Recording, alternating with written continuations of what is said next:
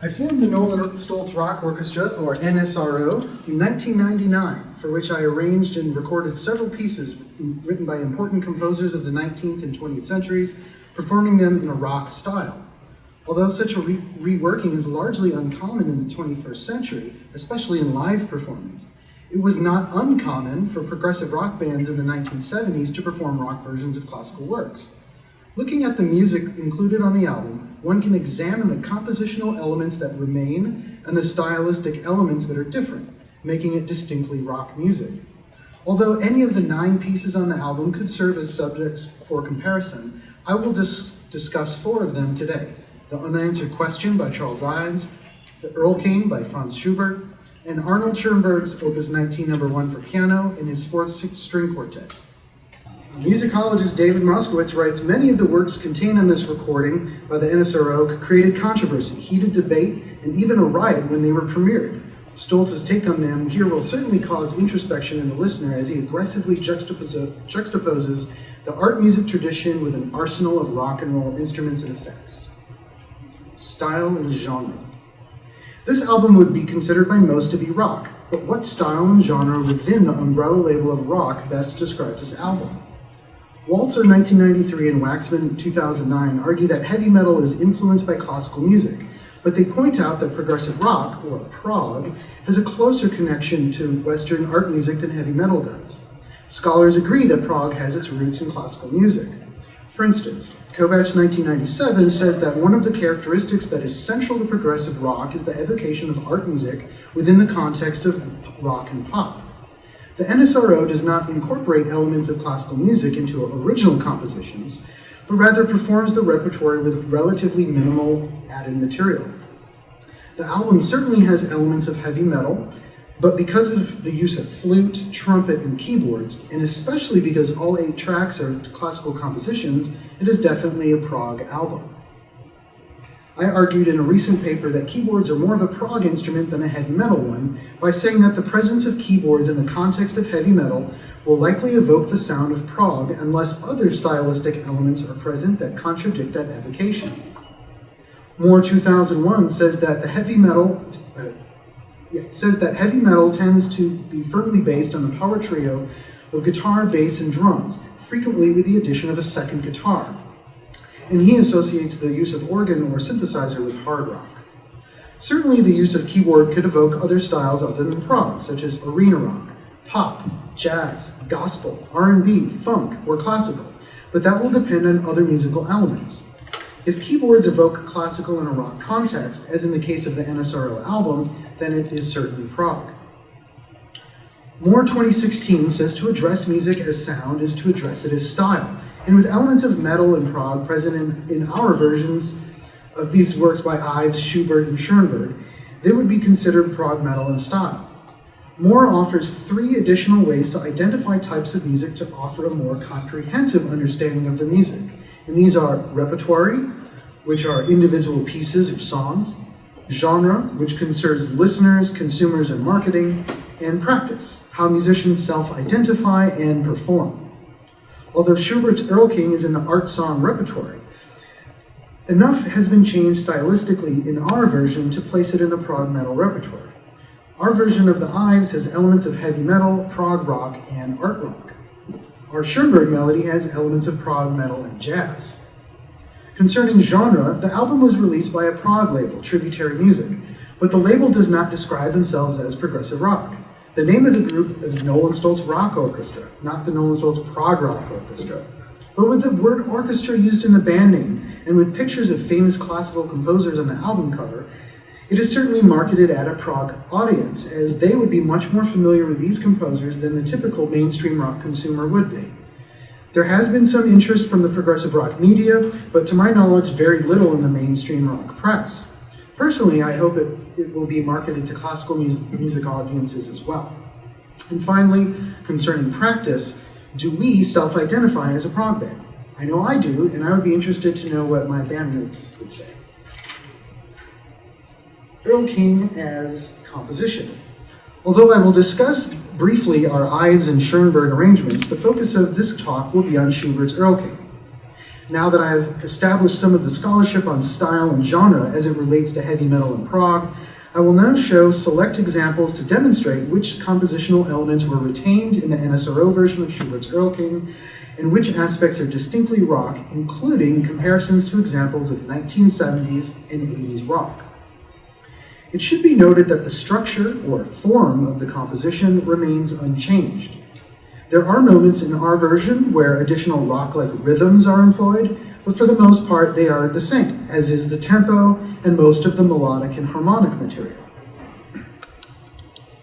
Schubert composed Erlkönig so that the vocal part, when sung by a man, is placed comfortably in a tenor's range.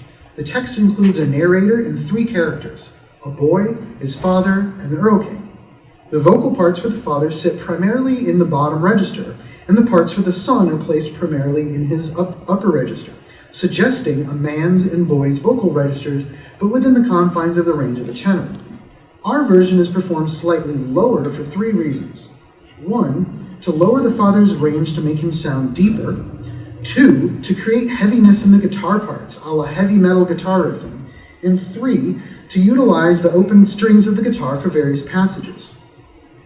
The transposition we use is not unusual, as Edition Peters published a lower version in this key many decades later.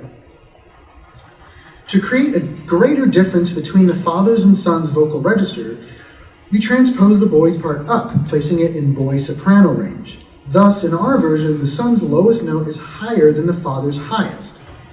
Moreover, the NSRO's vocal part is marked falsetto to offer a softer, more feminine and boy-like timbre. I asked the vocalist on the studio album to have the boy whimper and to employ a creepy character voice for the Erlkönig part. Here is an example of his creepy character voice.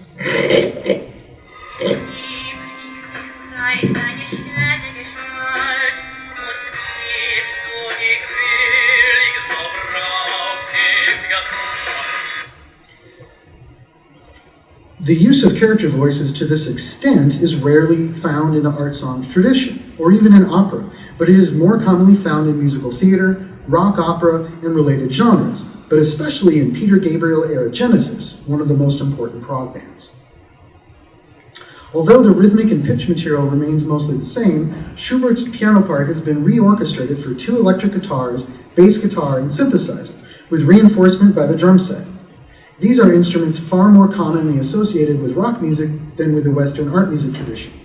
For instance, the driving rhythm, which is so distinctive and integral to the song, is played by distorted guitars, bass guitar, cymbal and bass drum, with a double bass pedal used to execute the fast rhythms on 1 bass drum, with both feet alternating, a technique usually associated with heavy metal. Replacing Schubert's bare octaves with what is commonly called a power chord was an orchestration decision rather than a harmonic one, as power chords are ubiquitous in heavy metal.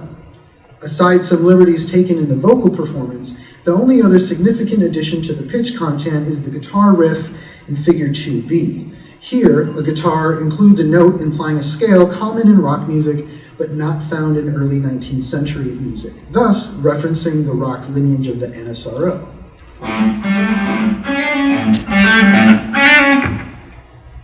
The texture varies slightly at points for compositional variety, but also to give a rock-like character. For instance, in select places, the synthesizer takes Schubert's chords, which were played with all notes at once, and plays them one at a time in rapid succession, yet retaining Schubert's driving rhythm. Here is Figure 3b, played by Noelle Taylor.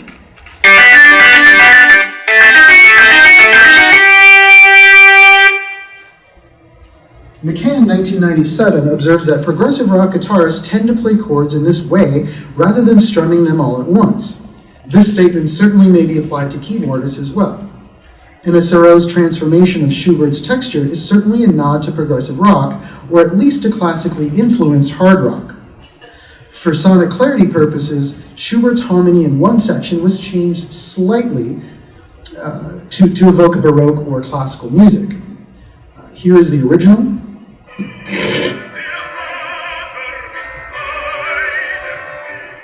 In our version.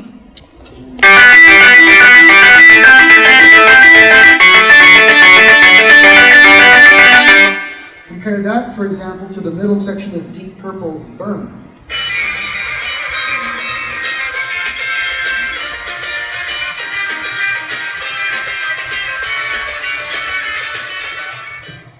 The synthesizer twice changes Schubert's texture into one that features a single pitch spread over 4 octaves, evoking the sound of an arpeggiator setting on a synthesizer. Here is 4B.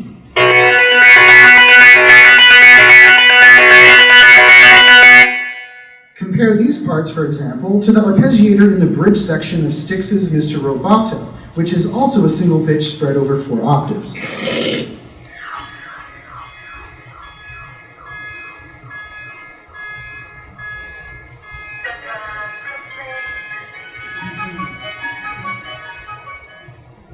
The most significant alteration of texture and rhythm occurs during the first and third Erlkönig sections, where Schubert's piano part is replaced with long tones in the guitars and synthesizer, with an almost pop rock or folk rock-like strumming style. Here is the original.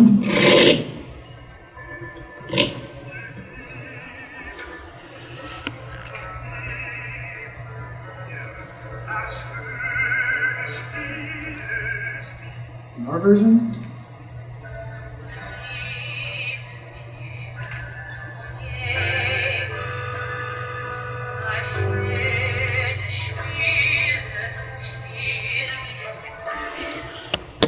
A significant change in melody and background figure occurs at one point in our version when the synthesizer briefly follows the vocal line and then repeats the figure for 8 more measures, a repetition not found in the original. Figure 5B illustrates how the repeated 3-note figure creates a 3-to-2 rhythmic ratio to the other parts, certainly uncharacteristic for 19th century art song.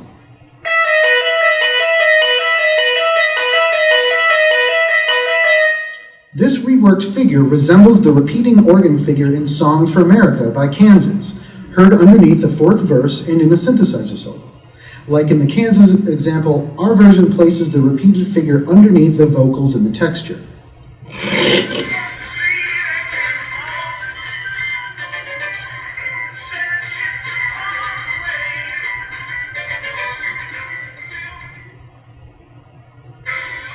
There it goes again.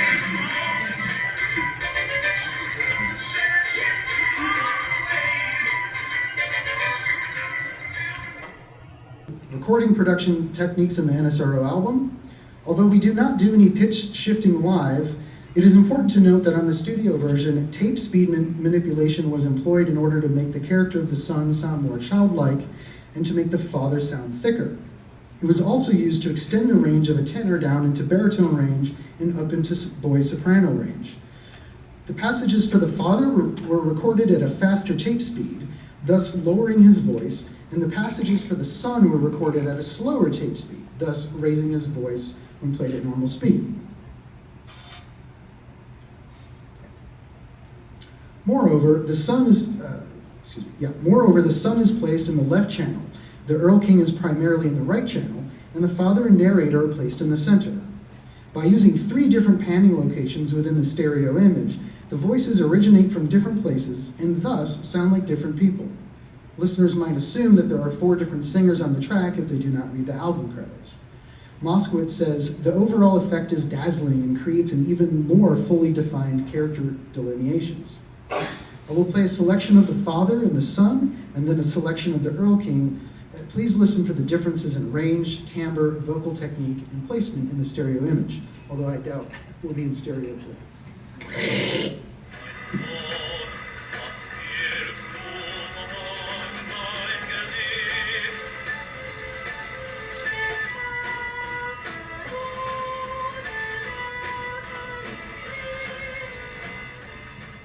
And then the Erlkönig.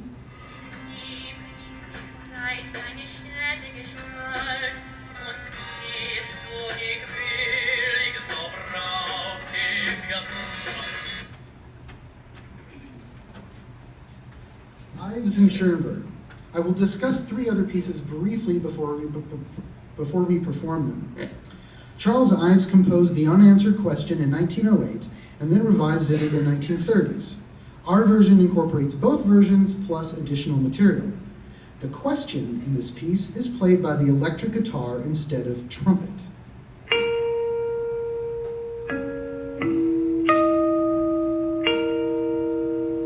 The question is repeated, but then additional heavy metal guitar parts are added as the piece gains intensity.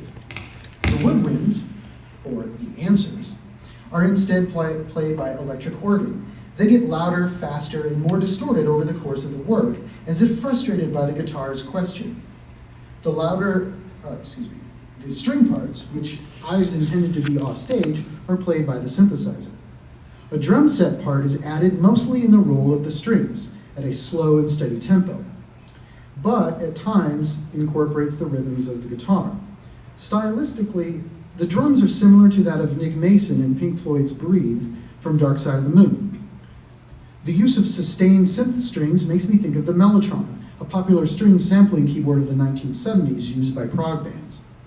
Moskowitz compared the beginning of his track to the beginning of Prince's Let's Go Crazy from Purple Rain, and then said it slowly transforms into a dissonant combination of Ives and Pink Floyd.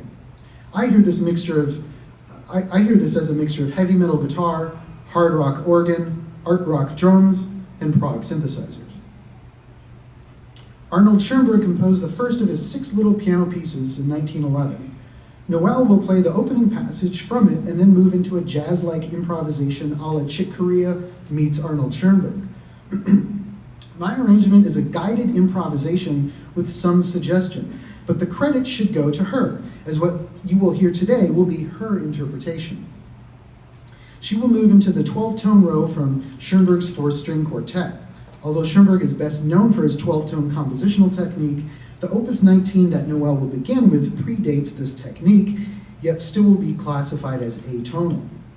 Our arrangement at points will sound tonal, as I reorder the row at times and emphasize certain aspects of his tone row. For instance, I take the first 3 notes and the last 3 notes and alternate them in a pop-like chord progression.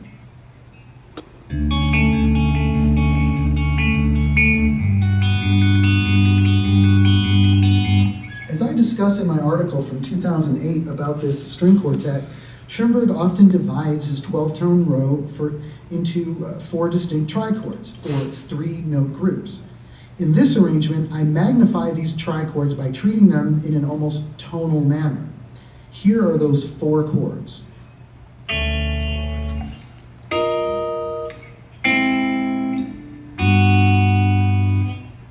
Stylistically, our arrangement starts off traditional classical, then into jazz and into heavy metal.